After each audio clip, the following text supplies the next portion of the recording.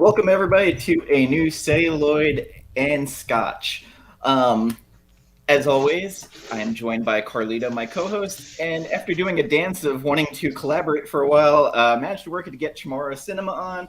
Chamorro, go ahead and tell them a little bit about your channel. You got a lot of stuff going on constantly. Yeah. Well, luckily my channel's toned down a little bit. Now I just have the Wednesday show. The Wednesday show is the Chamorro Show Live. Every week we celebrate a different fandom. So the first Wednesday of the month we do comic books, manga, and novels. And then in the second week it's TV, film, and video games.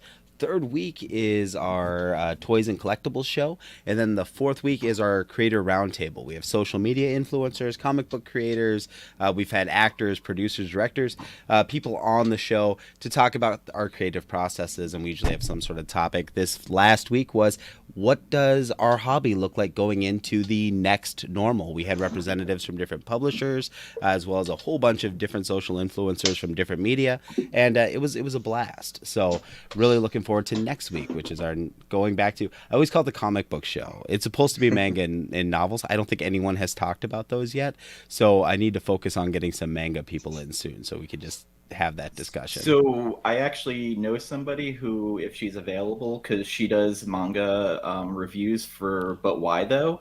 Mm-hmm. Sydney Reads or Sydney, like I'll put you in touch with her after the show. Perfect. But like she is great for manga. Like she works in a bookstore even now. Like so she's on the pulse of everything. That's awesome. Yeah, that'd be great, man. 'Cause, Yeah. yeah, we have one guy in the Bad Batch, Cody, who reads it, but he reads like three books. So it's like we've exhausted his expertise at this point. Gotcha. Carlito, what have you got going on lately? I know you've been on with Burke quite a bit. Have I? I don't know. I don't know. I've seen you listed on his Burke Family Friends show. Oh yeah. Well, at some point next month, I think we're gonna do me on JP's channel, the indie comics show. We're gonna do Die. So I've got the trades for that, and I'm gonna be reading that. I just caught up on that. And then tomorrow, they're gonna be doing a auction / fundraiser thing for Jabroni Nation. So I saw that. That's great that they're doing that again, because last year, like, the community came together after he passed for his family, and that was beautiful to see. Yeah, it was amazing. So I don't know if I'll be on there or not, but I'll definitely be hovering around the chat for sure at some point. So yeah, I remember you saying during the celebration to Jabroni, you got pretty fucking hammered, to say the least. Oh man, most people don't even know because it was like 3 a.m. in the morning, and yeah, so it was pretty bad. I want to speak. I saw a press release from John Carpenter, and he was talking about the Halloween release, and he said no matter what, it's coming out in the theater in October. But he also said that basically cinema is dead as we know it. Oh, I didn't see that. Yeah, he goes, the theater experience, other than your tent poles, it's done. Damn. He just said with the way the world is right now, and people now that we've had a year almost where cinema has been cut out, going to the cinema, he said people are realizing how maybe they don't like leaving home. Actually, it's been like freaking 15 months almost, basically. Yeah, I was interested in like everybody's take on that, because like while I love going to the theater, there are some movies that I'm just like, I just don't want to chance it. Like Green Knight, I really wanted to go see, but you know, it's bad in Florida right now, like real bad. Yeah, dude, I was on the same Candyman boat came for that. out, and that's like another one I wanted to see. And again, do I really want to chance it? Yeah. Yep. That was the conversation me and my wife just had today, because it was like, I wanted to watch Candyman. I have a movie channel, right? Chamorro Cinema is supposed to be a movie channel, but since this has happened, I haven't been able to go to a film, and it's like, I really want to go. And even if I'm safe, even if I go by myself and go, I still run the risk of bringing something home. And even if I don't, like, it's going to be really difficult to keep up. If theaters open again, it's going to be very difficult to keep up with any sort of new movie releases, because it just, is it worth the risk for smaller films, you know? That's why I wonder if he said only tentpole movies are going to, where the smaller like indie films now, other than film experiences like or like the film festivals, that might be the only place you see them, and then they go straight to VOD, or there's going to be just an auction for them between Amazon, Hulu, Netflix, Apple even. Yeah. What's up, Fable? Station. Station, bro, station. I'm kind of curious, like, what everybody's take on that, man. Like, it's I can't see it dying, but at the same time, I can't see it being as big as it's been. Yeah, I mean, I think he's not wrong, but he's also not right, if that makes sense. Like, I think, absolutely, for a lot of the smaller films, cinema is going to be dead. I mean, it's going to be mostly Disney films, and I don't know, with big families and stuff, that might take a hit too. Like Chamorro was saying, man, like, I don't know, but I think those will at least come back if they're held out for a while. But and then also, yeah, the big tentpoles, the big Marvel films, the big summer blockbusters will be big. But frankly, you know what? I'm okay with it, because a lot of people go to the theater these days thinking it's their living room, and it drives me insane. So I'm good with it. You know, it's going to be the diehard cinema freaks like us, or, you know, families going to the big Disney films, and I'm all right with that. It'll still be around though. It ain't going to go away forever. So. No, I mean, well, there's definitely some benefits, right, to having video on demand. One, for years we've only seen guaranteed moneymakers getting green lit that don't end up being guaranteed moneymakers. It's all been reboots, sequels. It's all been giant superhero films. The idea of these smaller, more intimate films is going to the wayside, because it just costs too much to compete in the theater marketplace. Now, if things are going to be on video on demand, they can be smaller films. They can be cheap. Yes. They can be made cheaper. They don't need these massive aspect ratios, right? So we have an opportunity to see what we've been seeing on television, which is this renaissance of great storytelling and creative cinematography. The scene in The Haunting of Hill House, the single take scene through the funeral home, I still talk about that scene. That is so well done, and those are chances people are willing to take when they're filming for the small screen that maybe they're not going to take with Blumhouse, with their horror movies. I think, like, they take care of the marketing and everything else, as long as you can keep your budget manageable between 10 to 20 million, which I think Halloween was like 29 million. It made 100 million opening weekend. So, like, that's a success. And I think that's going to have to be the model of, if you're going to do it, like, you got to go back and start trying to figure out how to do it on the cheap. Oh, yeah. Well, and then for families, I mean, Disney, it cost me more than the $30 premiere access. You know what I mean? To go to the theater. So, like, yeah. And if my daughter was raised to respect the cinema, like, I've been taking her since whatever year My Little Pony came out, that was her first film, and we went religiously after that until the pandemic. Like, she knows to respect the theater, to be quiet, to watch, and to enjoy it and take it in. But none of her friends are that way. So, like, if she has friends over, it's way easier for me just to VOD something and let. Well, yeah, it's more economical for you too. So, oh, yeah. Man, this smells like a smoky bastard. That's all I'm gonna say. Yep. I remember when I saw A Quiet Place in the theaters, like, I had that moment because it was so damn quiet, where someone was just eating popcorn, everybody was just turning to them like, "Hey, like, shut up." But I dated someone who, like, couldn't stop texting during the movies. And, like, I had to keep turning to go, like, knock it off, put it away. She's like, "What? You've seen this movie?" I was like, "Knock it off, put it away." Yeah. I don't care that we're seeing Big Trouble in Little China on the retro cinema. Like, That's awesome. Dude, I would have dated that girl for a whole 5 minutes, and I would have been like, "All right, peace." it eventually fell apart, but she also hated the ending of that movie. Oh, Big Trouble. Love that movie. How can you hate anything about Big Trouble in Little China? Oh my goodness. Signed by David Hong. Nice, dude. But well, actually, she hated the end of The Thing. but love the end of Inception. And I was like, it's the same. It's literally the same. She's like, no, it's not. I was like, yeah, it is. You make your own ending. Yep. And she just kept going, well, no, like, there was a sign of hope. There was no hope at the end of the thing. I was like, yeah, they're both going to die, and one of them might be the thing, and they're okay with it. Oh, Like, it was maddening. Like, and we got into a huge argument about it, but that's a whole other episode. See, I would don't love to talk about the thing. Oh, we gotta talk about Big both Trouble in of those, Little man. China. Like, if you want to do that on your show, man, I will come on. dude, heck yeah, dude. All I gotta say is I think he was dreaming at the end. That's all I'm gonna say. I just love that it wobbles just a little bit. Just enough for no one to freak your head up, and then it's like, okay, have fun. Yeah, dude. So we're here today to talk about James Gunn's The Suicide Squad. I just rewatched it today, so I'm fresh with it. I also have a theory that, like, Stallone's like, hey, I saw what you did for Vin Diesel. I'll be and, like, I first heard the voice, I was like, there's no way they got Stallone to do it. I was like, yep, they sure did. Wow. Sure did. Perfect casting.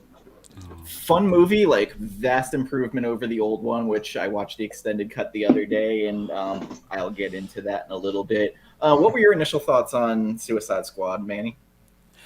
Initially, I went in there to have fun with the film, and I think I did for the most part. The film, like you said, vast improvement over the first one. After watching it the first time, I was amazed, one, how much I could feel for a shark character played by Sylvester Stallone.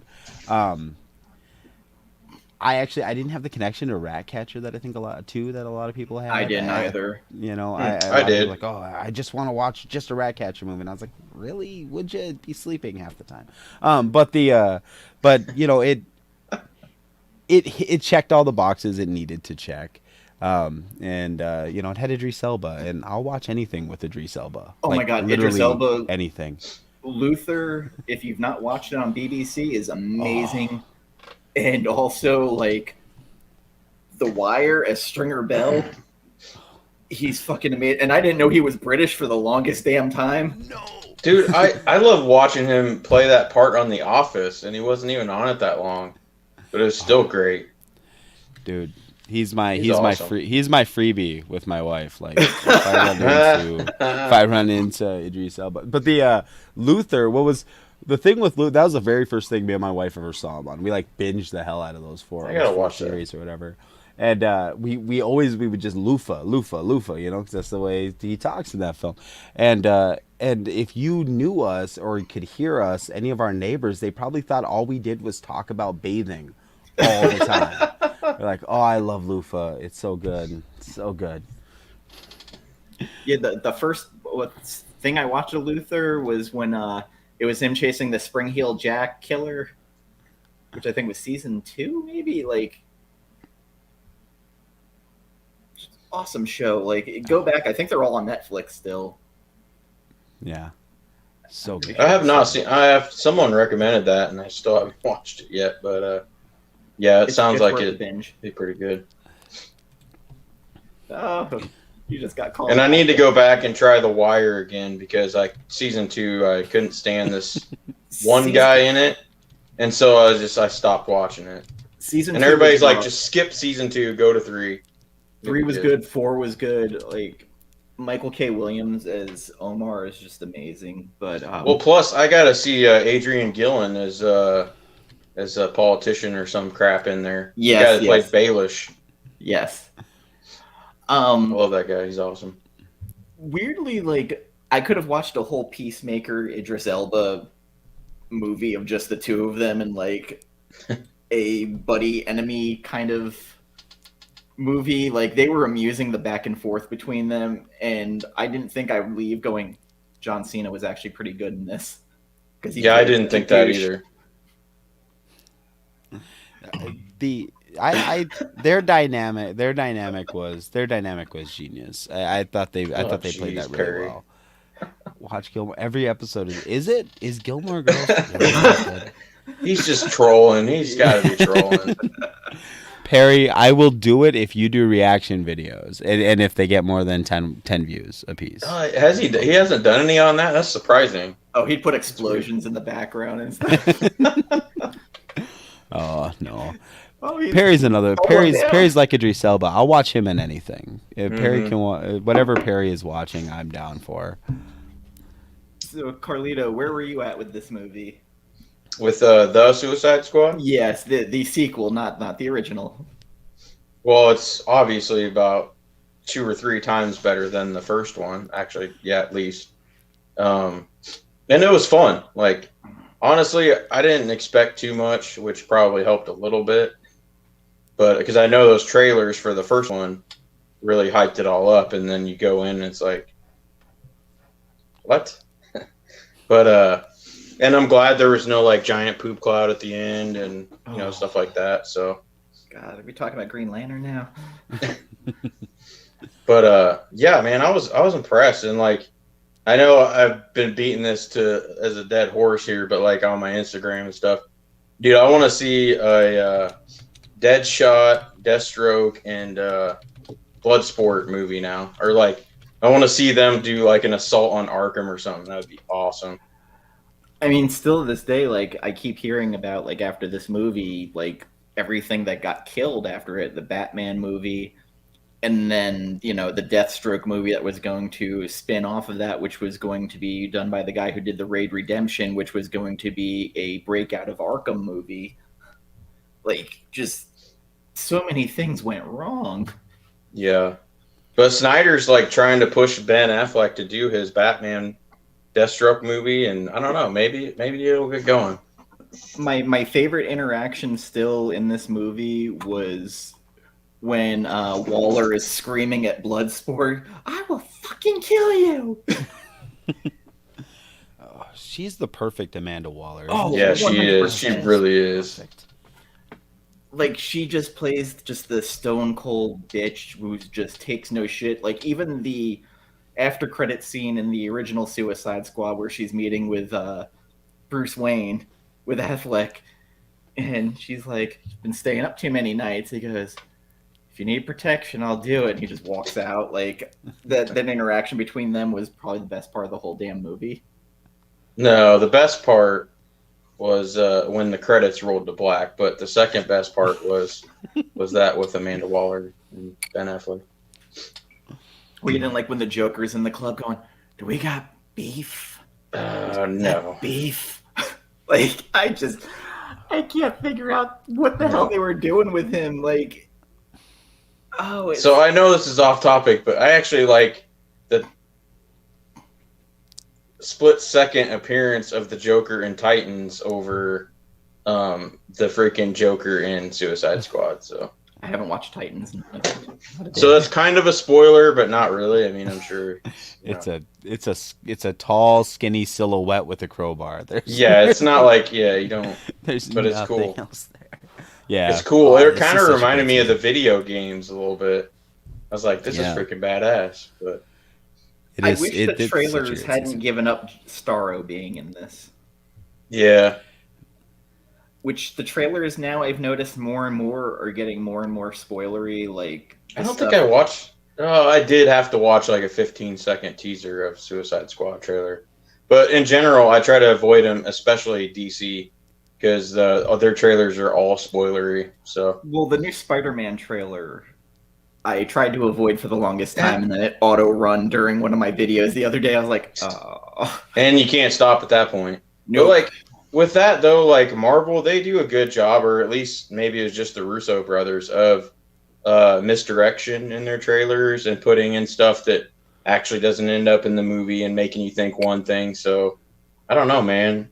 I'm okay with watching some Marvel ones, but yeah, in general, I try to avoid trailers anymore.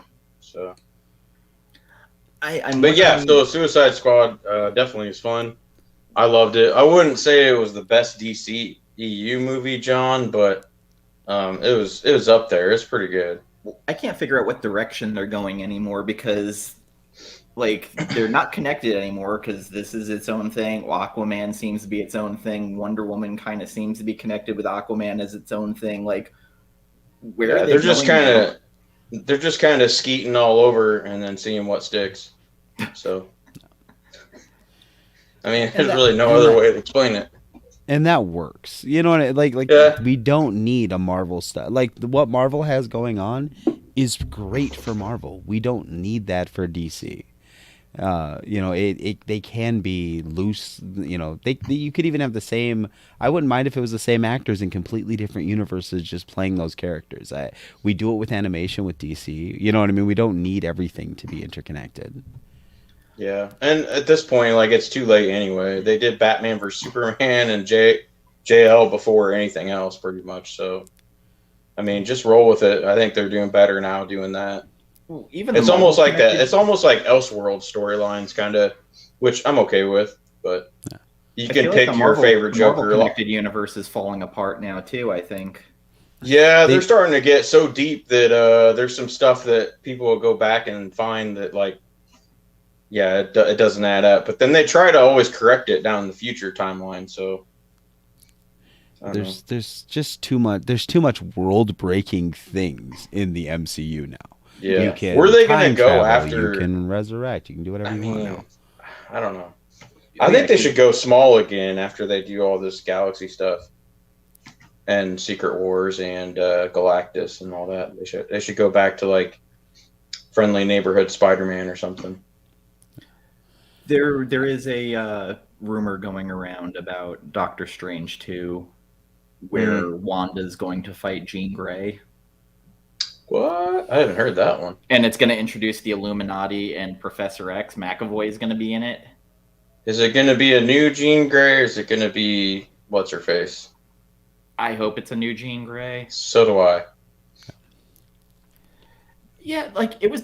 I think this was like a generic Guardians of the Galaxy with a little bit less heart and faster pacing because you had so many people die, and like it was to not get you attached. Can we talk about that opening, man? That was fucking great. Like, I had no idea about two separate teams, and then the first one just gets fucking wiped out, except for Harley and Rick Flag. But that was great, man. That was useless great. Power. Slapping hands that detach. Like, you think freaking Michael Rooker's gonna have this huge part, and then also the fact that the fucking rat looking thing? What was it again? Weasel. Survived, so that was funny. And they set up in the after credits that we're getting the Peacemaker series. Oh jeez, yeah. Which that's cool. I mean, I hate him, but it's still cool. I love that dick measuring contest with him and Idris Elba. Oh yeah. Like, what you want to say is it was fucking dope. Oh man, I love how that first those two are great. Oh hell yeah, dude! I love how that first appearance of Bloodsport is like going up now. All of a sudden, it's getting crazy. Oh, I like that Idris Elba did his own thing with the character because I think it's obvious to anyone watching this film that was supposed to be Deadshot. Like there was everything about the character's backstory, everything you could have transposed either one of those characters into that same role. But Idris Elba did, right? Like he did not try to play it like Will Smith would have played it. And no, I don't think that the dynamic between Cena and Will Smith would have been as playful and I don't think so as either. good. So I don't know. I'm glad for the way it turned out. I think. I feel like Will Smith was embarrassed after the last one where he was just like, you know what, like I don't want to be. Yeah, that's. Yeah. I know nobody's saying that, but that's my first thought. Was like he's like, I don't want to do another Suicide Squad movie. I'm out. I mean, he didn't come back for that last Independence Day movie. I mean, that was fucking garbage. That movie should have never been made. Jesus, that was the worst. Well, probably second worst movie I saw that year. It was horrible, and I was like a huge Independence Day fan too, so I was pretty bummed. But that Pacific Rim movie, also Part 2, was not good. I didn't watch that because I heard it was so bad. I liked the first one well enough, though. It was all right. Oh yeah, Idris Elba was in it. Of course, it was great. Yeah. Again, yeah. The second Pacific Rim, just it lacks any like. There's no heart, and like which is kind of crazy because like on paper, I think that I'm going to draw a blank, but Finn from Star Wars, the actor, he's pound for pound a way better actor than Charlie Hunnam, and yet there was still way more emotional weight in that first film of Pacific Rim. Not that that was a weighty film by any means, but just like together, this felt like the Sci-Fi Channel sequel to Pacific Rim.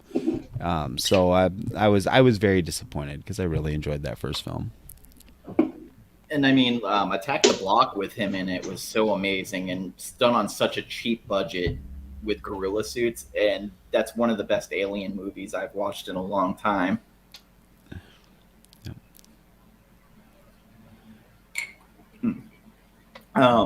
So going back to the original Suicide Squad, I can't imagine in my head what the hell Ayer's cut would have been to make it better, because the aesthetics of it and everything else, I hate like that day glow neon shit that like was done in Batman, not Returns, what was the Batman and Robin and Batman Forever. Like I just hate, and it kind of felt like it was going that direction. And like the over-sexualized Harley Quinn, which I didn't really think she had any agency in it other than to show that she's in love with Joker. Yeah. I don't mind a little over-sexualized Harley, but still, yeah, it wasn't that great. All the my biggest thing with that first one is, man, like, there's just no stakes. There's no weight. It's all just, and all the bad guys are like cannon fodder. It's not. There's nothing. Well, you have a belly dancing grounding villain. It. Like that's her thing. She's like, yeah, like she was terrible. Like she's been terrible in every movie she's been in. And she's like, pretty, but she should not be in big budget movies.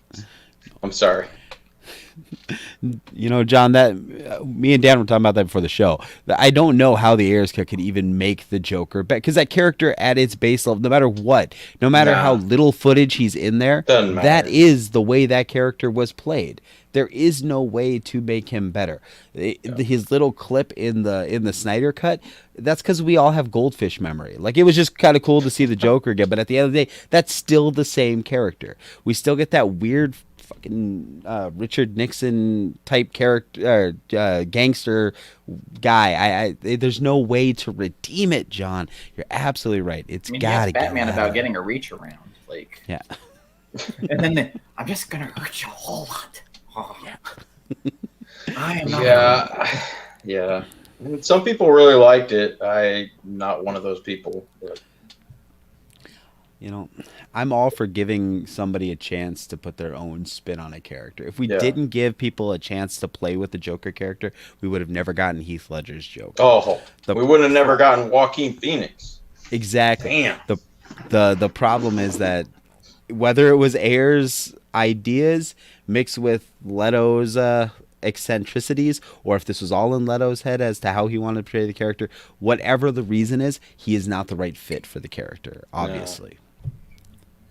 Yeah, I don't know who would have been the right fit for that character at that time. Like, weirdly, the guy who played Polka Dot Man, I've seen him in another movie as like a character actor playing crazy, and I thought he could have done it. And Polka Dot. He had a small bit role in The Dark Knight. Yeah, he was one of the crazies, and the crazy cop that Dent was going to shoot.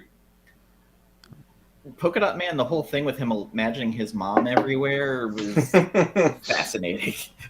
Like, at first that was really weird, but then it was really funny. So, yeah, it played really well. I mean, David Dastmalchian did a great job. Did a great job in that role, and that joke just landed. It gave us a reason to sympathize with this ridiculous character, right? Yeah. He was an Ant-Man. And I think that's where this film succeeds. The first film is such a mess. All the characters are a mess. They're all one note. They whether it's Harley being overly sexualized, whether it's Will Smith just playing Will Smith again, or Flag having zero personality. At least in this film, Flag has some redemptive qualities. He seems like a guy trying to do the right thing. There's all the characters in here have little bits and pieces that we can gravitate to. Even douchey Captain America, as Cena likes to call his character, I liked him.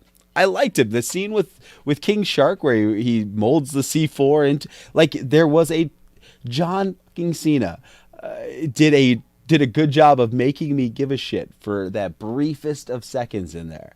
He got to play a wrestling character, basically. It was Yeah, it's like another character. really good. That's awesome. If eating an island full of dicks would mean that liberty would be, I'd do it. Like, just, and he's like, yeah, but I could shoot a little bullet inside your bigger bullet and blow it up. Like, stupid shit like that. I like how that come back to bit him in the ass. Yeah. But dude, Manny, you're so right though. Like the first Suicide Squad, Will Smith is basically playing Will Smith. He doesn't even have the freaking mask or the freaking eyepiece on most of the time. Like it's just Will Smith is all it is. No, I think that made Deadshot even worse in that movie, to be honest. Well, I get why they, whatever. But I made the joke that the Suicide Squad was the worst fucking Bad Boys film I had ever seen because he's playing the same damn character in that one too.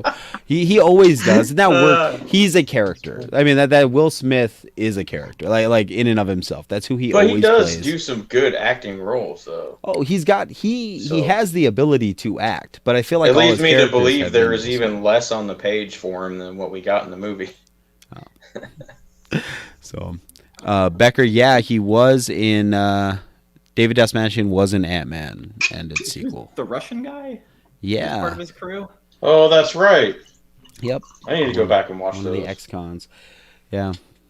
Yeah, like Idris, when he cares about something, like he said like Thor as I forget what character. The guy who watched the Bifrost, he said he hated being in that because he had no lines, he didn't get to do shit in it, and like was ready to quit.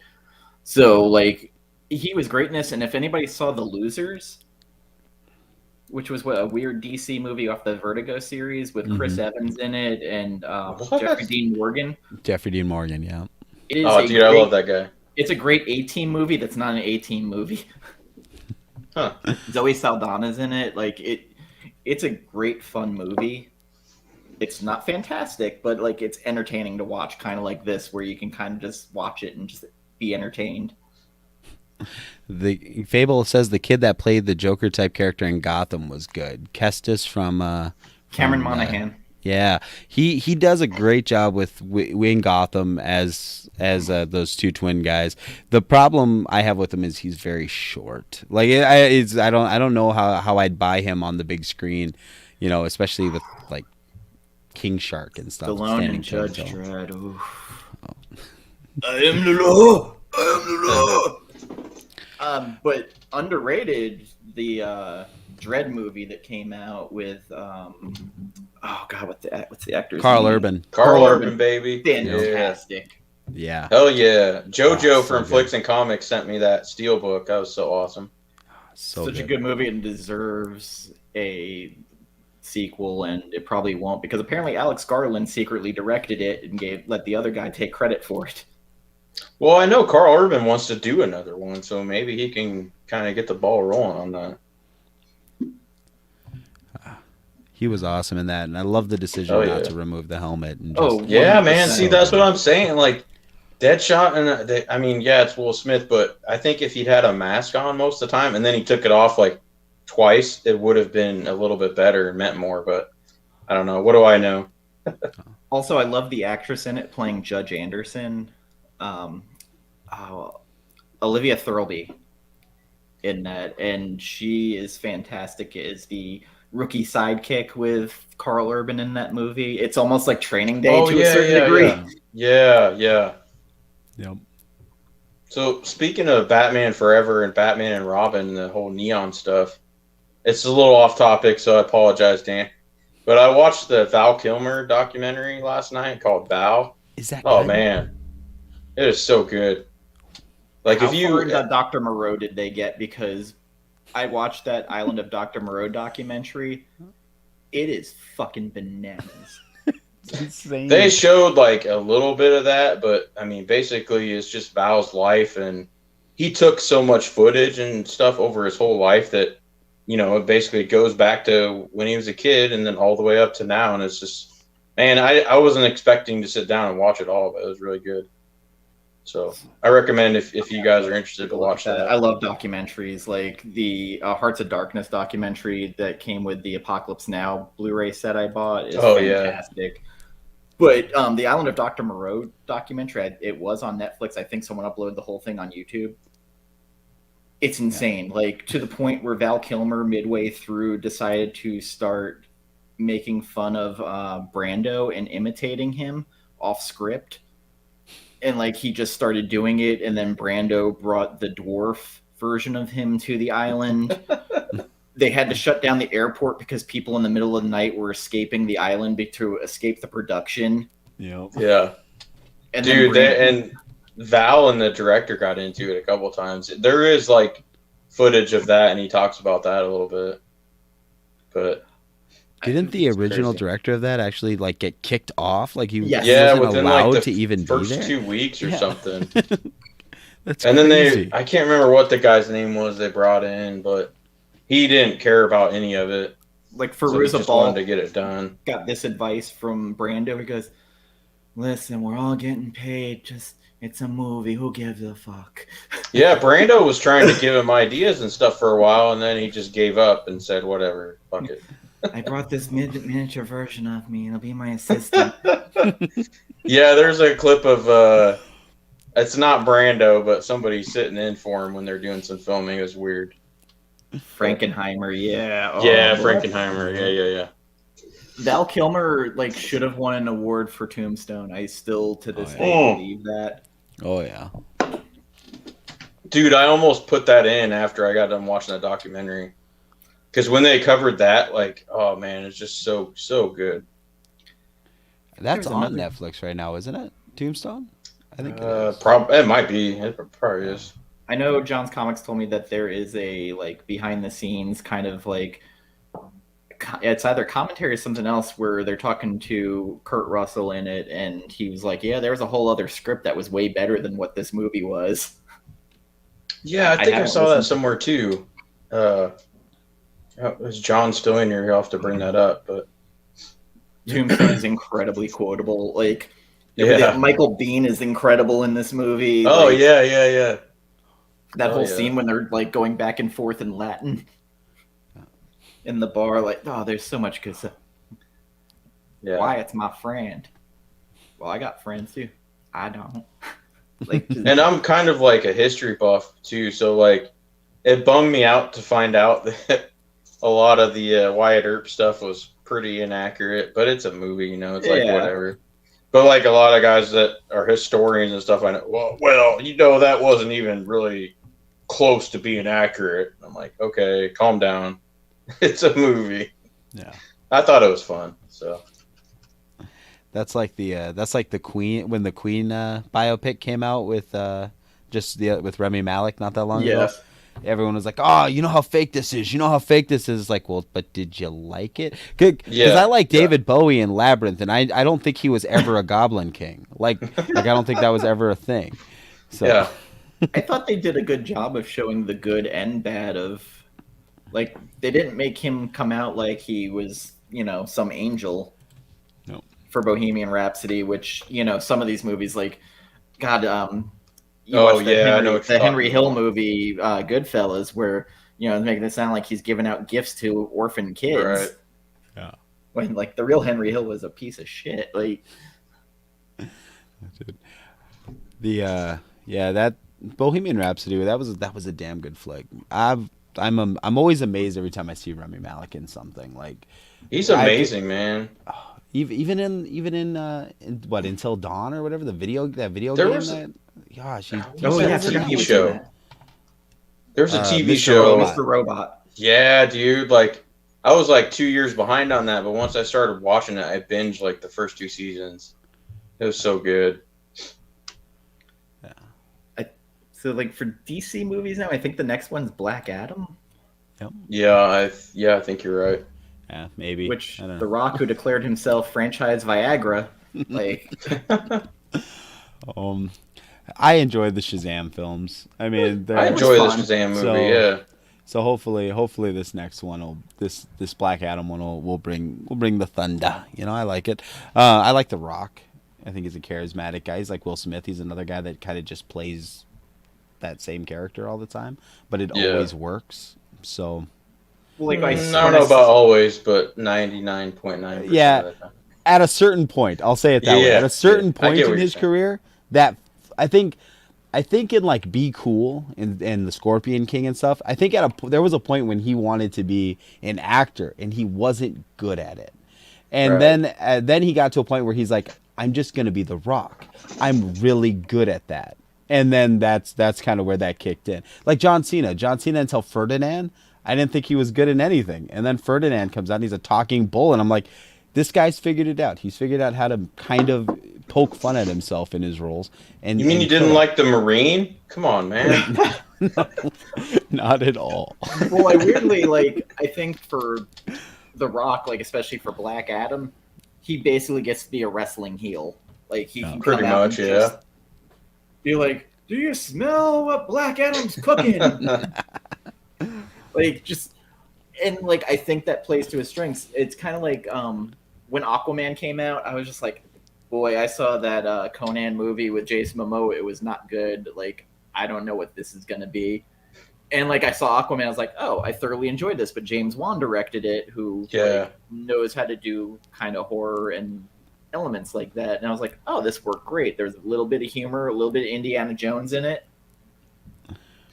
Dude, I don't think I've seen a James Wan movie I haven't at least liked. Like, I've at least liked all the movies I've seen he's done. So My issue with Aquaman is that it feels like two different films. I feel like there's this underwater Lord of the Rings movie with Ocean Master that's fucking amazing, and then there's this Indiana Jones film with Jason Momoa, which is equally fun. Like I feel like they're just two completely different films smashed together. And then like a I horror really movie would with all the trench with the trench. creatures. Yeah. Who's my 5-year-old's favorite DC characters, by the way, is the Trench. Like, Oh. The Trench? yeah, Oh. the Trench. Like of All all the right. DC characters she has in her short box, the Azores Tiger sent her the first appearance of the Trench. She loves the Trench. Well, it's Oh, like wow. Marvel. Her favorite's Venom. She'll sit and she'll sit and watch Tom Hardy all day long. I don't know what kind of heretic I'm raising, but she freaking loves those characters. Well, I remember when Man of Steel came out, I was like, I could have watched that whole Krypton movie by itself with, not Gerard Butler, goddamn, Russell Crowe Yeah. riding a freaking dragonfly dragon around. Like all that stuff was fantastic. Like That was I awesome. was completely So good. drawn in, and I was like, oh, well, now it's this other movie. Damn. Really? I love the whole thing. But Yeah, I like Man of Steel. I like the Snyder stuff. I mean, for better or for worse. It was just that opening Krypton stuff. I was like drawn in. I was like, man, this is oh hell yeah, that fucking pulls great. you in for sure. And Michael Shannon, like, if you want someone who can just do over the top, I will find him. Yeah. I will kill him. Like You want to see him do over the top, man? You got to watch him in Boardwalk Empire. Oh Never my watched god, that. he's so over the top in that. Now I really want to see him literally in a remake of Over the Top, that Stallone arm wrestling movie. Like this is something I need in my life. I just remember like watching Over the Top, going, "Is he pimping out his kid?" Like, literally, like, I got 500 on my boy. Come on, over the top, over the top. It's such a weird move, and that guy guzzling motor oil, like. It's such a weird. And Stallone supposedly turned that movie down 5 times until like the dollar amount got so high. It's like, whoa, well, I guess I got to do this. Yeah. I'm floored that was somebody had to pitch that multiple times to a studio. Like, we're making an arm wrestling movie. Like and just the cojones on that person that was like, I'm going into these executives and we're gonna pitch this arm wrestling film. Do you know what they need to do now is the Russian slapping movie? That would be awesome. Have you ever Nathan seen those Fillion's YouTube character. videos, dude? Yeah. They're just like, Well, It's awesome. I mean, the fact that that movie Cobra was originally supposed to be Beverly Hills Cop. Could you Was picture? it? Yes, could you picture That's Beverly crazy, Hills dude. Cop with Stallone? Hey, is that banana in your tailpipe? Oh, all right. Yeah. Like, I just try to imagine that. Like, and then someone's like, "No, like, let's make this its own movie." And then Eddie Murphy came on to do Beverly Hills Cop. Like, I just trying to imagine those two movies. Like, I just want to thank whoever made that its own movie instead of doing the original. That's crazy. I mean, Cobra's bad enough with. Hey, you know what's bad for your health? No, I say what? Me. Who the fuck writes this? Oh. Hey, you're the disease, I'm the cure. God. And like, Dude, Arnold had some cheesy lines like that too, though. oh yeah, but he was more endearing when he did it. Maybe I with the guess, accent. maybe. Like Commando is just chock full of that stuff. Yeah. Yeah, dude, Commando is a hilarious watch if you watch it now, man. Oh god. Oh my gosh. Oh. Like pandemic watching Demolition Man also, where like one day I was like, it's $5 on Amazon. Yes, I'm ordering the Blu-ray. Yes. Like I had to watch it. And like the three seashells still makes me laugh. Like just the running joke of it that they just beaten to the ground. Except this last time I watched it, I was like, I think that Huxley might be his daughter, and he might have fucked her. It, Like this might have been drinking while I was watching it, but I was like, holy shit, she was adopted and she might be the same age as his daughter might have. Uh-oh. I was hoping it was the Scotch talking, but I was like, you know what? Like, I need to find whoever wrote this movie, be like, hey, like, I have a really weird question to ask, and if you don't want to answer it. I don't think you want the answer to that question. Oh, like the story of Stallone going with Rocky, the script for it, and just being thrown out of office after office. It's fascinating. Never Like, take no for an answer, baby. Nope. No, and then the fact that he acted in it and he'd only been in the Italian Stallion, the softcore porn, like. But like he's made the most of his ability. I mean, good God, growing up, him and Schwarzenegger were the two biggest things. Like, honestly, and then like Predator was such a big thing in my life with Stallone, where like he basically had the early like active Expendables.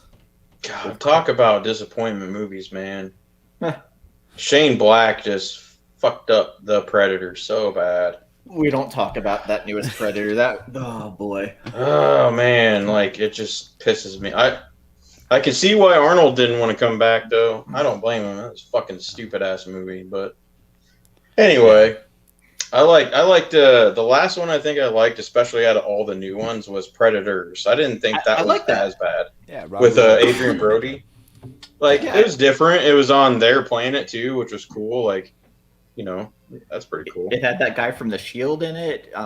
Had Danny Trejo. Like, it was kind of a nutty movie. Oh, plus it had Morpheus in it too. So yeah, there's some water over there. What? Yeah, I know. They don't know. Yeah, he's talking to himself. It was just, it was nutty. Speaking of Morpheus, like, you guys have any early takes on this new Matrix movie? dude, I'm stoked for it. A lot of people are dogging it. And I'm like, I am here. I am all in on it. I love the idea. I love it. I want to see that trailer they showed at CinemaCon. I don't know how I would see that, but it was on. It was on the internet for like 5 minutes, and they tore it down.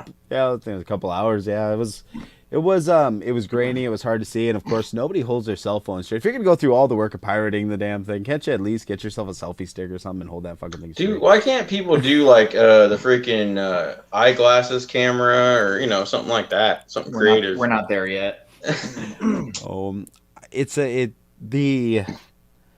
interested in seeing how they handle the concept of resurrection, right?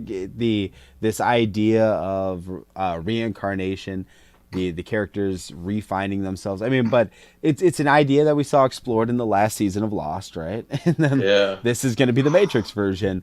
I like the idea that I like this recast for Morpheus. I think that could have some cool philosophical ramifications for the characters. I don't know how much they're going to dig into it. I worry a little bit about studio interference has just gotten worse and worse and worse over the years, and Especially I worry with Warner that, Brothers. Yeah, and I worry that after the criticisms of scenes from the previous Matrix films, that they won't be allowed to dig in, because I will sit and watch people use big words and talk over my head about philosophy. Like, those are some of my favorite parts of the sequel Matrix films. So That's why I would love you, to see it Manny. explored. Yeah. I love you. Every too, Matrix Carlito. movie had great trailers, though. I will say that the Did. trailers Yeah, they did, always they would did. suck you in. They did. So I know I'm cautiously optimistic, but we'll see where it goes. I'm glad it's on Dude. HBO Max, because like then I could be like, you know what? It's 2 a.m. and I've got nothing to do. Like, let me throw this on. Yep. I'm all in. Fuck it. No Um, cautious optimism here. So, Suicide Squad by James Gunn is still on HBO Max right now. You can catch it. It's still in theaters. It still has not made its money back, which I think that's going to be a theme going on with these higher budget movies. Yeah. I mean, look at what happened with Black Widow, and now look at the lawsuit because of all of that. Now, Yeah, man, that sucks about Black Widow. But I mean, like, it wasn't a failure, but yeah, it didn't make as much as it probably should have. But also, I think that kind of tandems off of it wasn't released when it probably should have been released. Yep. So, like, not including the pandemic, like excluding that, just saying like it should have been, was it 10 years after ago. Civil War, 10 years ago, before Easy. Infinity War? Is that right? Yeah. Yep. So, yeah, and I think that kind of bummed some of the crowds out a little bit, or lost interest or whatever. So I feel like after Winter Soldier would have been the perfect time to put it out. Yeah. But that's my opinion. Like, her and Hawkeye movie, like, just do that whole. dude, I want to see Budapest. Budapest movie. God dang Yes. it! They keep talking about it, hinting it, teasing it. I hope they kind of, I don't know, maybe they'll do like a what if on it or something if they keep going all the seasons. I don't know. The Hawkeye series will probably like have a brief flashback. Yeah, to it, they'll and then- probably have something, a little Easter egg. But I they'll say probably Scarlet- just dangle that carrot forever, and Well, we'll just Scarlet have to not going to imagine. work with Disney again, I imagine. I don't know, man. I mean, James Gunn came back, so it's possible. Yeah, lawsuits weren't involved. No. There wasn't mudslinging between two camps. True. So, Suicide Squad, I'd say we're pretty unanimous. Like, you should give it a watch. It's a fun watch. Like, it's Oh, yeah. not Emmy Award winning or Oscar winning or even Golden Globe winning, but you'll be entertained. I'd say for me, like, it's a solid 7, maybe 6.5. Yeah, I think I landed somewhere between a 3.5 and a 4, so like a 3.75, we'll say. Yeah, I don't know, man. That might be a little high. Maybe 3.5 is probably a little bit better. But it's fun though. Like, it might be the first DC movie I might buy in a long time. So we'll see. I buy a lot of them because, like I said, I have this like thing about renting on video on demand and stuff. Like, nah, I need to, because I had to rent the Fast and the Furious 9, and oh my gosh, like I won't do that again. I won't Dude. put I myself did through the that. same thing, and I regretted it. It's like I might as well just bought it. I mean, I paid 30 for Black Widow just because I didn't want to go to the theater, and like I just sat there going, "Man, I paid 30 for this," but then I was like, "Well, I would have paid $15 to $20 for IMAX almost," and then figuring the food, I was like, I gotta say though, it's pretty awesome in IMAX. I don't know, maybe that's why I liked it a little bit more. I mean, Florence Pugh kind of was the Oh. main attraction of the movie, God. and then David Harbour was funny as fat Russian superhero. I love that, man. Yeah, he was good in that. He had some really good. I liked it when he was singing too. That was funny. So we're at the part of the show. We're almost at an hour where we each kind of bring a movie that maybe people haven't seen, haven't maybe slept on, something that we think you should give a try to. We will start with our guest, Manny, Chamorro Cinema. You go All first. right. Nice. All right. So, Make them big, Dan. let Make them me, big. yeah. All right. Let's see if I can make this work here. There you go. Okay. All right. So the film I want to talk about tonight is a film from my childhood that meant a lot to me. It was I'm a kid that adored everything and all things Ninja Turtles, and there was a film that came out in the late '90s that took everything I loved about Ninja Turtles and did something close to, but not nearly the same and not nearly as good, but I still loved it. I'm talking about Warriors of Virtue. Warriors of Virtue was a Hong Kong wire fu action extravaganza starring 6-foot tall kangaroos. 6-foot tall kangaroos, and it took place in the fantasy world. We had a young boy character named Perry who traveled. He falls into like a water treatment facility. He like falls into a portal and ends up in this kung fu world where he meets people like Master Chung. And I don't have any of my Roos standing here, so I shouldn't have even started showing them off because that's a little less impressive. But the Roos, let's see if I can bring them up here on my screen right here. Oh no, that's not what I want at all. There they are. Now, if I knew how to zoom, here we go. These are the Roos. So big giant animatronic kangaroos doing wire fu, each imbued with the different elements of nature. It is a great watch. Hits me in all the right nostalgic places. You guys owe it to yourself to check out Warriors of Virtue from the 90s. It is a great watch. I'm not sure how I missed that being out there. Yeah, I don't know how I missed that either. The hell. I gotta say though, I thought kangaroos were boxers, not martial artists. But that's the thing that they thought outside. They the mix box it up a little bit and with mix that it up. one, I like that. Yeah, that's cool. Yeah, I'm glad there's other people here. Becker's like, where was I when this movie Yeah, happened? what the hell, man? Oh, it was a drive-in staple for me. So we'd go to the drive-in, and usually like the second film after, they'd just play Warriors of Virtue again. So you sit on the playground at the drive-in theater and watch Warriors of Virtue for the 130th What was time. that animated movie? It was the Guardians of Ga'Hoole or whatever, the Owls. That is a really good film, actually. Yeah. I'm amazed at how good that film was. And that thing, I think, is like slept on. It came out and it did okay, but I just remember like it went away and nobody talked about it again. Oh, Robbie shits on me a little bit every once in a while about it. From Pop Culture Philosophers, he'll be like, "You watching that goddamn owl movie again?" And it's good. It is a good film. It's the problem is like it hits all of those like Redwall Abbey and like Watership Down. Like it hits all those right feels, and it's epic in scope and action. And it just never got finished. We got the first part of an obvious franchise of films, and it saddens me that we're not going to get the sequel. But it's really good. It's very long though. It's a very long children's film, and I think that's probably part of the problem. I feel like at some point on here we're gonna do the original Ninja Turtles movie with Corey Feldman doing the voice. Dude. It was such a big part of my childhood. I'm like, I might have to readdress it because I haven't watched it in years.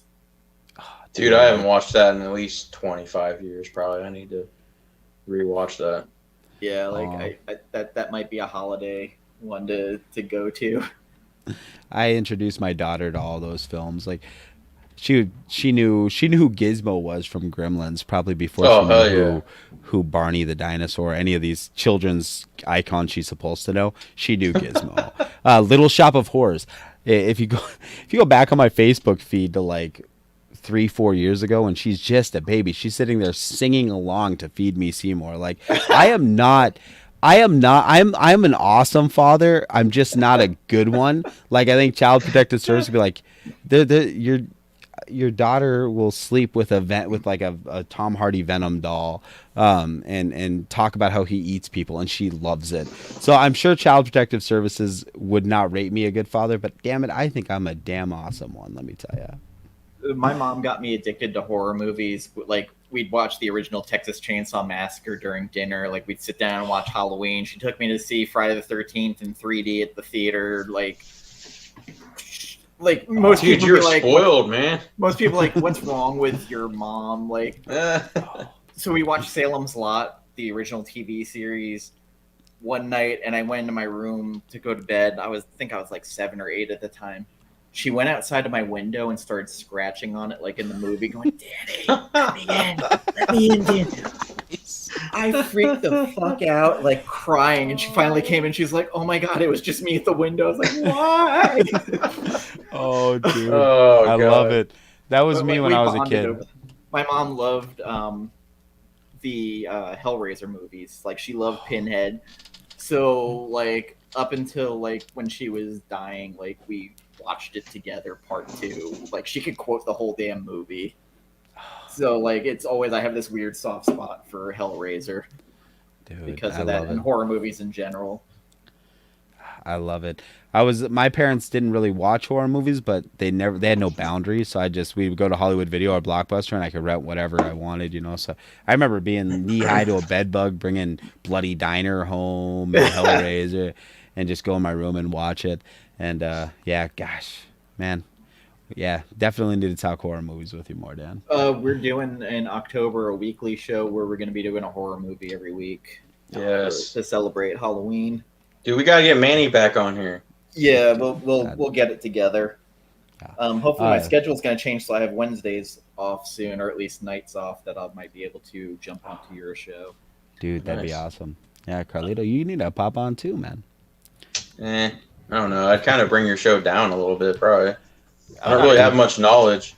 Oh yeah, he starts talking Nolan movies. All of a sudden, your eyes will light up and Oh. stars will start twinkling. Whatever. Me and Robbie, because we were supposed to have a sporting goods or not sporting goods, but sports collectible show, and I know nothing about sports collectibles, so was like relying on people from the community that do that, and we had a bunch of them had to reschedule. So I was like, I was just me, and then like Nick Kicks and Comics jumped on for a while, and then Nice. Robbie showed up, and we spent 3 hours talking about cereal, Carlito. So like we can come on and talk. That sounds whatever you about want. right with Nick. I mean, yeah, just some whack stuff to talk about for sure. Carlito, what is your movie? My movie I also pulled from my childhood. I think I was a tween when this came out. And it is kind of like a backwoods fugitive or U.S. Marshals, sort of, a little bit. It's a lesser known, one of his first, I think, that he directed, Clint Eastwood with Kevin Costner. It's called A Perfect World. And this movie has a lot of meaning for me. I watched it with my grandma, and she's not a movie watcher, but she got really into it and stuff, so that was fun. But we went to the video store, and I like picked it out and rented it. And like a lot of people don't know about it, haven't heard of it, have never seen it. It's got Laura Dern. It's got a whole bunch of great cast in it. It's really well done. The music is good.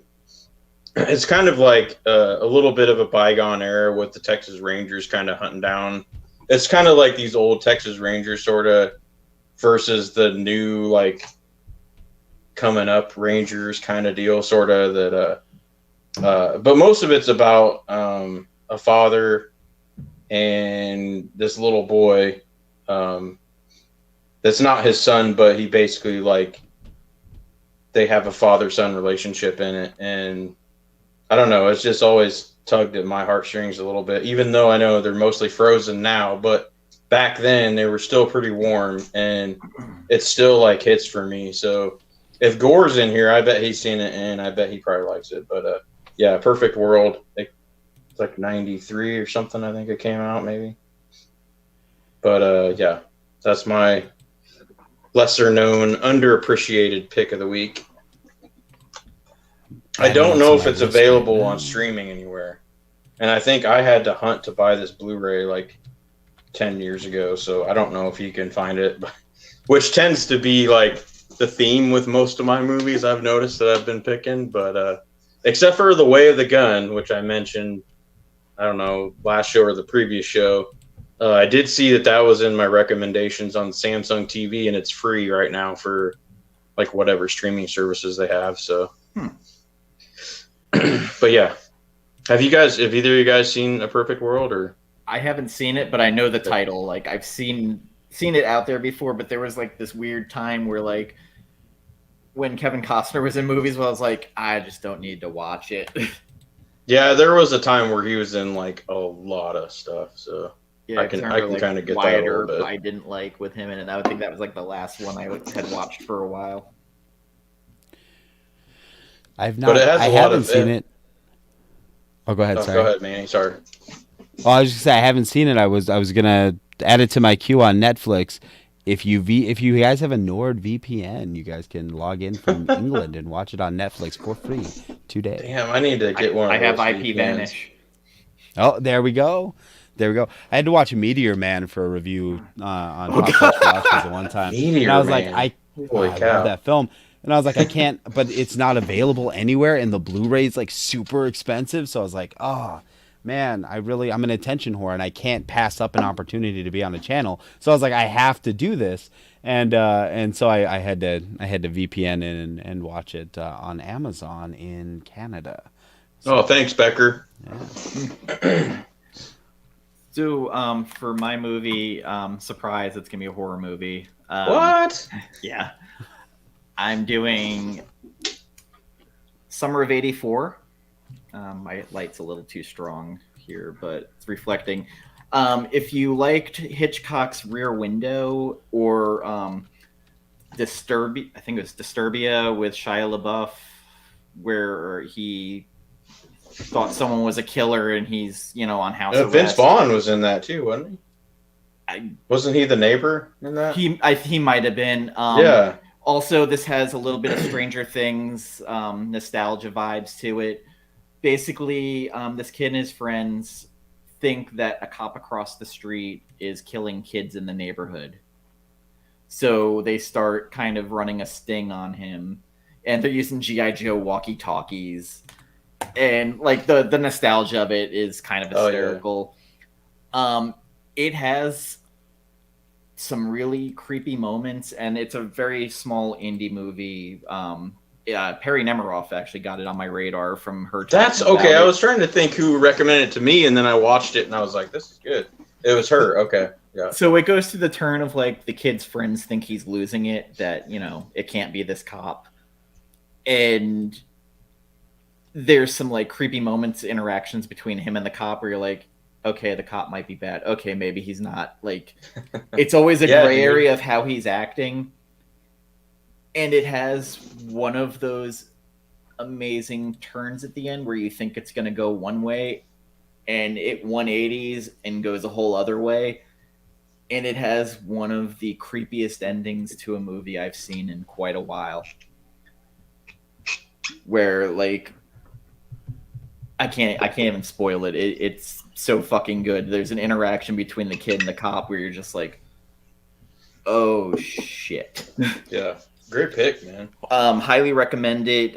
It shows up on Shudder every now and again. It was cheap on Blu-ray. I bought it for like $15, but I'm sure you can find it streaming or.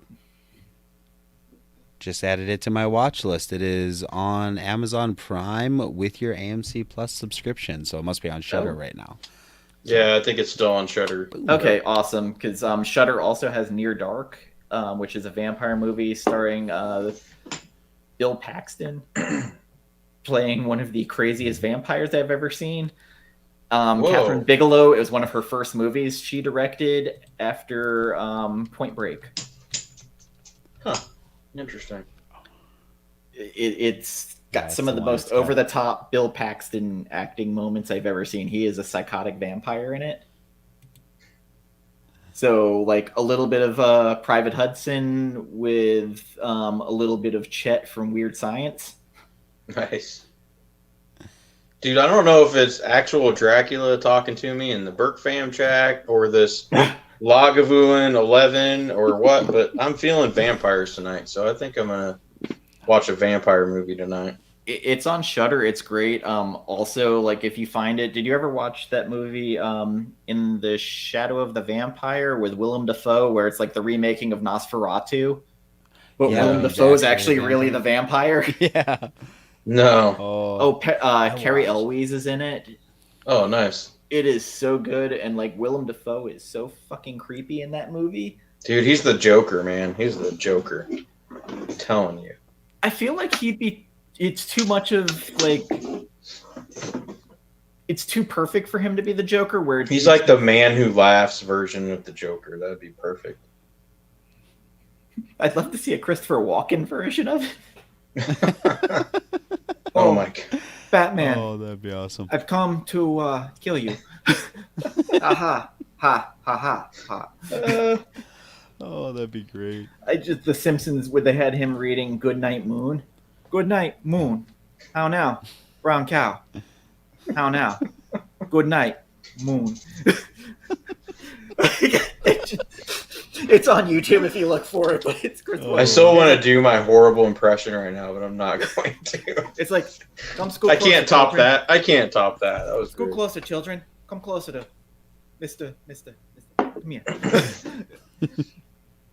Those older Simpsons episodes used to be so good. Like, it's disappointing how bad that show got. Like, It is. I used to love the older Family Guy episodes. with all their Aquaman jokes. Oh god, there's so many running jokes. I even like the stupid stuff of him fighting that chicken every now Oh, and then. those are the best. Those are great, the man. best. Just random. I haven't There was watched. the Indiana Jones, no ticket. Is Family Guy still going on? Like I haven't watched it. I don't think, know. since I haven't watched it in quite a while. Yeah, I haven't either. 2005, maybe before it came back. When they would run the reruns on Adult Swim after like Aqua Teen Hunger Force. That's the last time I watched it. Well, it's weird. Like, I got to the point now, like, I get more enjoyment sitting back and like listening to documentaries playing in the background on Netflix or YouTube, or just having YouTube like streams on and just kind of listening to that as I read or do something else. There's a couple of like really good people out there who do behind the scenes making of documentary type stuff about movies. That the Oliver Harper ones are really good. Yeah. Like, he did a whole John Carpenter series, Nice.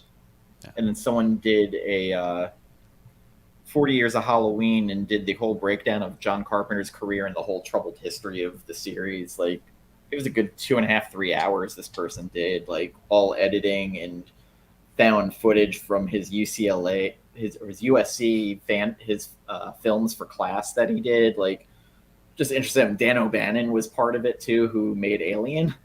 Nice. Like, just crazy stuff like that. But I get more enjoyment now out of like that instead of like putting on regular TV in the background, which I guess go on like watching sports. other people make it, like, I'm like, wow, this person did it so much better than I can. Like, what can I learn from watching them do it? And I was like, oh, that took a hell of a lot of time editing. That's what it is. Yeah. I there's just too many channels now that like there isn't time really like just to even just be in the chats of of people that are Right. live. There's no time to watch TV or Netflix. It's like That's crazy. Saturday afternoon after John's done with his kids, you get like a little bit of a lull where you can maybe go and watch What If or the new episode of Titans. And then you got to Yeah. get right back on the horse again. So like, I have my personal channel, like, it's not a channel, but I have my personal account where all the stuff I make sure to watch is followed on there. And then there's my YouTube one where like I'm following everybody. Yeah. I'm subscribed back and forth, and like I might not watch all the stuff, but I subscribe to support. But it's just not enough time in the day. No, It really isn't. no. It's even hard to go live now because it's like you're like, hey, I think I'm gonna go live and do an unboxing, and you're like, oh wait, no, there's like 5 other reminders set for in 10 minutes. So I started doing the if I did unboxing, I was doing them on IG Live, so that way I would just go to my IGTV and it would just kind of be there. yeah, Because I feel like I don't have people who come to my channel for unboxings or anything like that, so it's just easier for IGTV to do it. Yeah, I'm not really into the unboxing, so I don't watch much of that stuff. But I watch I'm Remy's. subscribed to a lot of people that do that.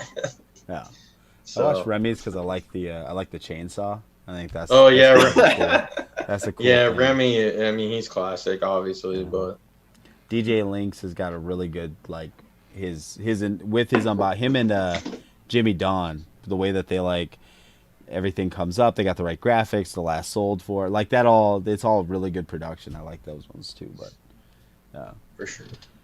Yeah, like everything I do, like I always end up running off of subject, like especially when Jen's on with me, like it's never gonna stay on track. It's always gonna go off topic and probably get raunchy.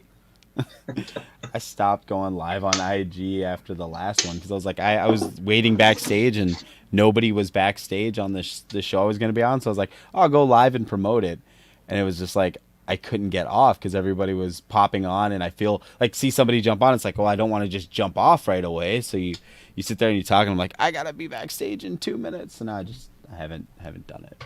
That's why you just go live at like 2 or 3 a.m. like I do when nobody's around, except for like Sam's Tangled Web or Jeffrey Comic Con. I watched like But- Missing Link Comics. He did a live IG recently, and it was like 2 in the morning or whatever. And he's like, no one's gonna be watching this, but then I'm watching the rewind. He's saying hi to like 30 people in there. He's just, hi. I've never done an IG live though. It's I used to watch Comic Toms all the time. Like I get notifications every time you go live, but Doing IG lives make me more nervous than doing this. Like I don't know why it's more frustrating to me. Like it just I feel like I have less control. yeah. And like I know D Comic Queen will get on and do like almost 2 hours. yeah, no kidding, dude. I think hers was the last one I watched. It's been a while, but she did one I think for her birthday or something. But, I love the hashtag Blame Fables show. I'll watch that all day long. Like I love that show, and then Brandon on Comics Kings when he go like especially like that night he lost on not Lamer Frame Comigories, and he went like epic on his IG live for like 2 hours just ranting Really? about it. It was hilarious. shoot, I gotta turn the notifications on for that then. But yeah, no, the problem with IG Live is the comments. Like on YouTube, I can see them, I can highlight them, I can do whatever. But on IG Live, it's so hard. They're the tiny little comment. It just keeps flying by too, where you just can't keep up. Yeah, yeah. Yeah, I'd say like the episode like on here that I lost control of completely. We did a Christmas drinking show on Christmas Eve, and Dude, that was amazing. like I lost control of it. I just Loved said it. fuck it, and I'm just like I'm done. Like I can't do this. I'm getting a headache. Like I lost control of the entire thing completely. Like D Comic Queen's on wrapping presents, barely like knowing what's going on. She's like, "Oh, what?" Like, it was just bad. It was just bad for everyone. I think we had like 300 views, which was insane for my channel at the time. Dude, JP Collects did a New Year's Eve stream, and I was on that, and it was freaking hilarious. The Thanksgiving one also was bad. We were drinking too. Like drinking in this show, just especially drinking heavily during the show, just not good. Oh, We started playing Fuck, Marry, Kill with comic characters. It was just bad. oh, but I love Awesome gore. I love gore, dude. Gore is awesome. Oh, yeah, Gore's the man.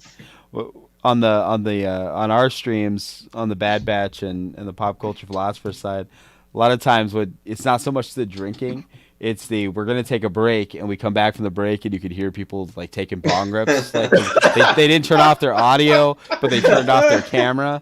And it's like, yeah. I've heard the Spine Ticks one gets pretty That's our crew. gets pretty bad. Yeah. I haven't been able to watch them, but Dude, I gotta watch more of your lives, Manny. So you said it was is it Wednesdays? Wednesdays at 7:30 Yeah. Central, 8:30. That's actually a pretty good time for me. All the rest of the days of the week suck, but Wednesdays at 7 is not bad. Like, not bad at all. So yeah, no, it works out well. I used to be on Tuesdays, and that never worked for.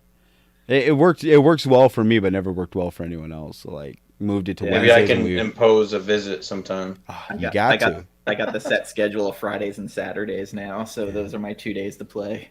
Yeah. Well, like now Wednesday, Whiplash Wednesday, after Whiplash Wednesday, which is everybody in the crew has their videos. Thursdays we got Tag Team Thursday, and then Robbie's on right after Justin, and then Robbie's on Friday. Dylan's horror show. I don't know if you guys watch that at all, but that's a horror movie live discussion like this. That's on Dylan. It used to be Dylan's Comics, now it's Dylan's horror show. That's Saturdays, and that's usually a good time.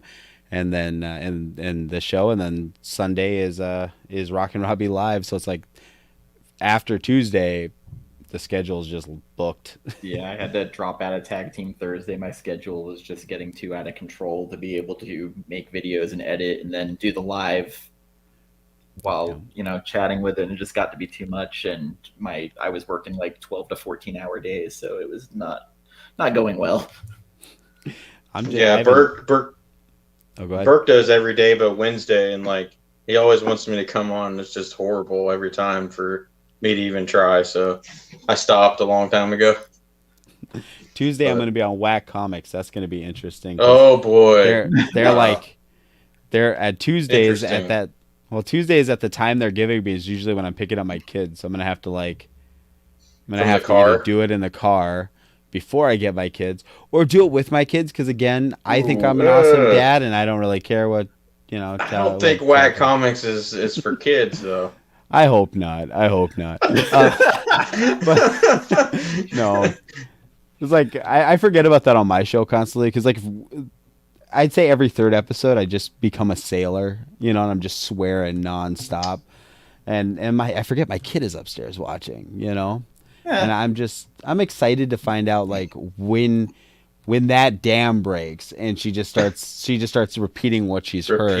Everything. Like, I hope she just comes out of the gate pro. You know what I mean? Like I want her middle school teachers to be like, Mr. Midiola, we are upset and impressed. Like I'm hoping.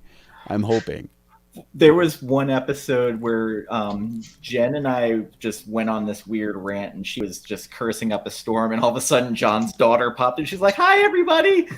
And Jen and I both turned like pale. We're like, "Oh." Was it Kate or was it Charlie? That does make a difference. We're like, "Hi, Charlie." Oh, it's Charlie. Oh man. And she's like, "Hi, Jen." And then John later goes, "I don't know whether to be upset or proud that my daughter was in your chat." Because literally, I'm trying to message Jen, going, "Jen, clean it up." Because she was just talking about like Batman, barely 18, barely legal, like lemon parties and all this stuff. It was just like, oh boy, like. And I'm like, John, I'm not sure how much your daughter heard, but I apologize profusely. No. Yeah, there was somebody's channel I showed up on a stream and I started cussing like a sailor. I don't even think I was even drinking at all either. And I kind of felt bad afterwards. And I never got invited back, so that should take something. Well, I think it was more of like a family-oriented channel, but I can't remember who it was. But people at work sometimes have found out I had a channel, and like someone came up to me the other day like, "Hey, so like it said that you were talking about X-Men, and all I heard about was does Wolverine eat pussy better than Cyclops?" And I'm just like, oh. You know he does. And I was like, look, there's a certain point in the show where I let things happen, and like they're like, "Yeah, you didn't talk much." I was like, "Yeah," and my co-host Gambit like just put his head down and was like rubbing his forehead while Morbius and Jen did about 20 minutes straight. It's like this. Cyclops is the Abercrombie model, and Wolverine is the bad boy. Who do you think eats it better? Definitely the bad boy. See, I appreciate the pink eye.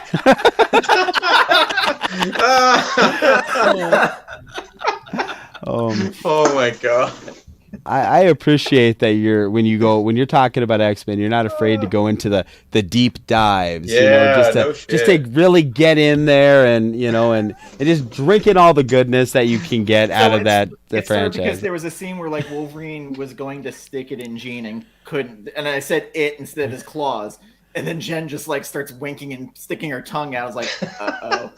And then Morbius is like, I like the way you worded that. Oh, and then it just started going downhill from there. And I'm like, all right. And Jen's like, I bet you Wolverine puts his hands behind his back like a pie eating contest. Just bah, bah, bah, bah. and then Morbius goes, he's got that beard. It's part of the action. I'm just like, oh. So hard hitting questions get answered. Oh yeah. So dude, I so hope I get to be on a stream live with Jen someday. That'd be fucking amazing. Oh, you will be next month when we do David Lynch's Dune. Oh yes. Yeah, that's next month's episode. And awesome. Chamorro, what do you got coming up on your channel? We're near an hour and a half. Oh yeah. So this week's comic book week, comic book, manga, and literature, but we're talking comic book events, so it's going to be a weird episode for anyone else. But we'll be talking comic book events. Comics Kings. Brandon is my co-host for that first episode of the month, and that's all well and good. My channel is that every Wednesday. That's all I do. I release vintage episodes from years back. So if you want to see the very first episode of the Chamorro Show, we just released that 2 weeks ago. You can see what my thoughts were on Deadpool before Deadpool came out. I was wrong. I was very wrong. But yeah, so that's all I do on my channel, and that's okay. But really where you guys should be checking out is you guys should be checking out Dale of Suspense. If you guys aren't watching Dale of Suspense does a really great job with mail calls, with unboxings. He does Lego videos. His kids get in on some of the videos and show off grails. It's just a really good time. I really enjoy his stuff. So guys, if you guys could, and anyone watching this on the rewind or in the chat, check out Dale of Suspense. Really great channel. You really should be checking it out. Do you get jarred kind of watching your first video you ever made? Because mine's still on my YouTube, and it was a reaction to Halloween 2018. It was the first video I posted. And I'm just fucking rambling and saying every other word. Like, it's so horrible. See, I've never set a bar high, Dan. So like it's never. So when I watch my stuff, I'm like, well, that's right. That's about where it should be. Keep it low, man. Then you can only go higher. That's right. That's right. What's crazy about the first Chamorro show, the one we just posted, is that the show has not changed in 6 years. What's changed is StreamYard. Before, I used to have a really big table in my basement, and people would come in, and we'd have a topic like best sports movie, and we'd talk about it. What film are we most looking forward to in 2016? That was our first episode. And and what was our favorite David Bowie movie? Because I think David Bowie had just passed. So like that's what we talked about, and like that is still what my show is, except now it's on StreamYard. So like and Serial cool too. You talk about Serial too. And Serial, yes, for three hours. We talked about Serial last week or 2 weeks ago. But yeah, no, it's cool. It's cool to go back and see and to see where I've just been stuck in a loop and have never improved, which is also kind of cool to see. It gives me something to aspire to. Maybe one day I can break the cycle. You're consistent. That's what I'm doing. I used to do edited videos when I started, and like Gambit, and I would do the initial version of Book Club where we're sitting on dining room chairs in my living room, my TV's in the back or the couch in the background. Eventually I put a green screen in, and that was a fucking horrible idea. And then like my girlfriend at the time's like, why don't you just green screen a new couch in every time while you're at it? I was like, fuck you. That's a great joke though. And then like I did a stream with D Comic Queen back when she was kind of active on YouTube, and I was like, oh, this is really easy. Like, I think I can do this. And then eventually Jen joined the show, and we started doing that. And then she kind of moved on to do her own thing, and I started having health issues, and I canceled the weekly show, which I don't regret at this point because, man, like, not feeling forced every week to, like, I work overnight, so to, like, wake up at 3 p.m. and try and get ready and do prep work and read 30 comics was a nightmare. But the show has changed, and then, like, I added on doing this show with Carlito, and, like, I love talking film, and I wasn't really getting that opportunity. Carlito, any shows you got coming up? No, I mean, just the one in end of September, I think JP said about Die, the indie trades on that. So yeah, I think that's about it. I mean, I posted my first live test video on YouTube a few weeks ago. At like 2 a.m. or something like that. I think it was, but It's the best there were time. actually like 5 or 10 people that joined in, so I was kind of surprised. But Never hesitate if you follow us on Instagram, and all our information is in the information below. Looking for a movie rec? Go ahead, hit us up. Or recommend us some comic- movies. I'm yeah, always down like- for that. Tell us something maybe we should watch and review. September 11th, the Dune Over book club is back, and we're starting Dune Messiah. It'll be every other week for 3 episodes. I'm getting the Spice Girls back together. We're adding one more male to the group, so I won't be the only dude. Scott Hazelwood, cartoonist, is going to be joining us, so we'll be doing that. We got into some interesting conversations the last 12 episodes we did of it, where Jen and Sid focused on furniture in the books and why there were filing cabinets in a desert future. Yeah, like literally that was what caught. It was about a half hour of them just going back and forth on this. And then book club, we are doing Batwoman Volume 1 from the New 52 Hydrology. That's Jen's pick for September.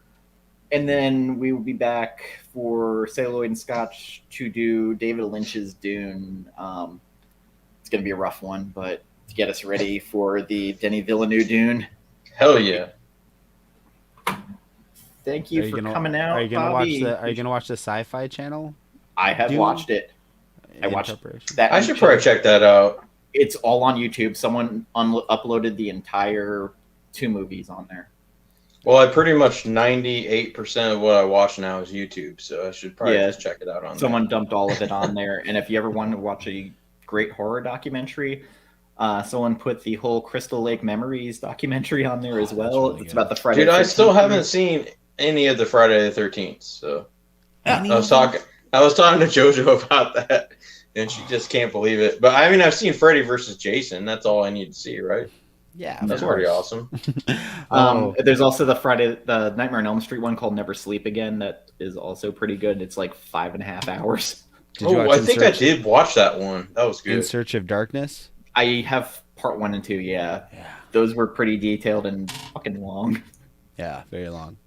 But back to Manny said about Dale. That's funny you mentioned that because I watched one of his videos earlier today. It was pretty good. Awesome. So- Awesome. Yeah, he's a great member of the community, and I enjoy his content quite a bit. So I'd say I'm a pretty terrible member of the community. I kind of just have my own little niche, and like some people find me, some people don't. This guy is pretty terrible too, right here. no, when I couldn't do film stuff anymore, because my channel before, it'd be, aside from the Chamorro Show, was always like I did like nostalgia critic type reviews, edited. We had skits in between movie stuff, and that's what we did. And when we couldn't do films anymore, I was like, well, I've been in the pop culture philosophers for a while. I'll try some comic book stuff because Robbie had sent me some trades, and that's when I found the comic book community. This community is unlike any other. I was in the film community for 6 years. I don't know anybody in the YouTube film community. Not well enough to The YouTube to call them horror friends. community, I've got people that I'm friendly with, but it's weird because I started doing film on here too, because like I want to do comics and I want to do horror films. Every time I did anything with even like a 7-second clip, ID claim, like Jeez. just nonstop. Like, I was just like, I don't get it. But like, I kind of moved away from that. Now I'm like, you know what? I'll just talk about film and not use clips. Like, it's just, I was trying to do like, not nostalgia critic, but cinema snob stuff. Yeah. Oh, I love that channel too. Yeah. Dude, you know what's funny, Manny, is I've actually met more people that love film through the comic book community than in the actual like film community. So that's funny. That's one of when you have like creators and stuff on your channel and they don't seem like they're opening up very much. That's almost always what gets them to open up. If you ask them about their favorite horror movie, even if they don't like horror, they have a favorite horror movie, and that always gets them talking. That and Robbie likes to ask if they've ever seen UFOs or ghosts, and that always gets them to open up as well. Oh, hell yeah. Yeah. So those are Dude, those are I the need to two talk that to are Robbie traditional. because I have seen a UFO before. So Dude, I'll send you a link next time we have he has a Teen Dog Shades night. That's Yeah, one of them man. nights where you got to wear your Teen Dog shades.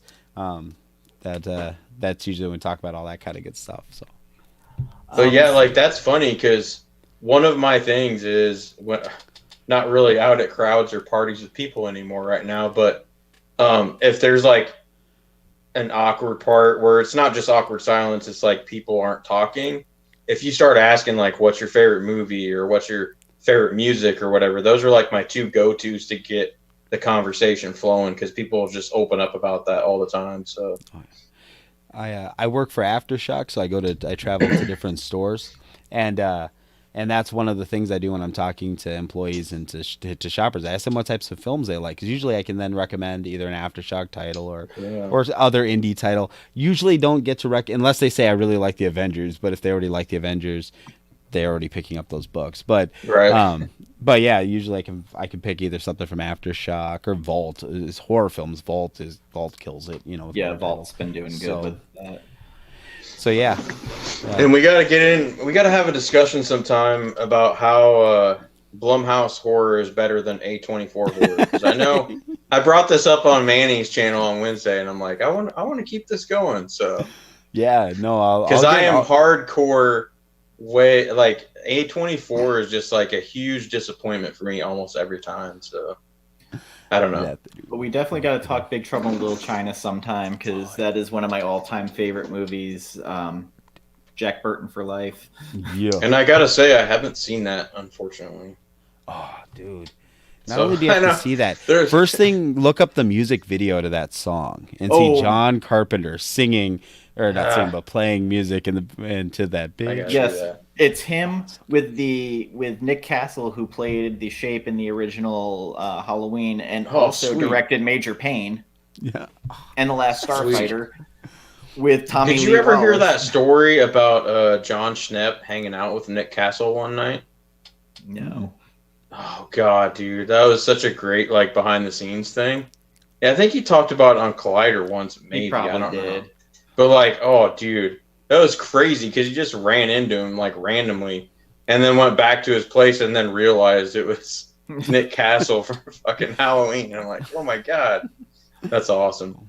But yeah, he said he was just like the coolest dude ever and stuff. So we're getting towards an hour 40, and I have to get ready to I promised a coworker that I was going to play Halo with him. We're playing through all the Halos before the new one comes out. Well, thank you so much for having me on, you guys. This was a blast. I'd love to do it again sometime. Yeah, I'm glad we managed to work it out to at least try and collaborate on some. If I get a Wednesday off, I will holler at you and let you know, so that way we can work something out. Awesome. And yeah, everybody go check out his channel, man. It's awesome. So I'm gonna check out Dale of Suspense too. Thank you everybody who stopped in and new subscribers. Go follow everybody on Instagram and go subscribe to Chamorro. Thank you. Station. Take care, everybody. Station. Bye bye.